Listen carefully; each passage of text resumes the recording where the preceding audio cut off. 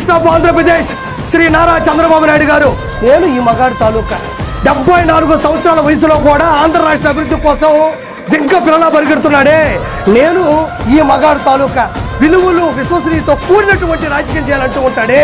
నేను ఈ మగాడు తాలూకా అలిపిరి గడ్డలలో ఎగిరిపడ్డా కళ్ళలో ఏమాత్రం భయం లేకుండా బయటకు వచ్చే రాజకీయం చేద్దామని తొడగొట్టి నిలబడ్డాడే,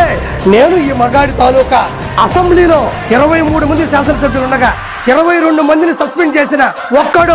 ఒకే ఒక్కడు అదరక బెదరక సూటిగా ప్రశ్నించి జగన్మోహన్ రెడ్డిని ఉచ్చబోయించాడే, నేను ఈ మగాడి తాలూకా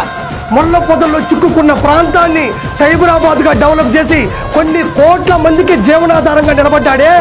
నేను ఈ మగాడి తాలూకా. ఒక్క మాటలో చెప్పాలంటే నువ్వు చేసిన తప్పుల్ని సరిదిద్దుతూ నువ్వు చేసిన తప్పులు గుండెలు కడుతున్నాడే,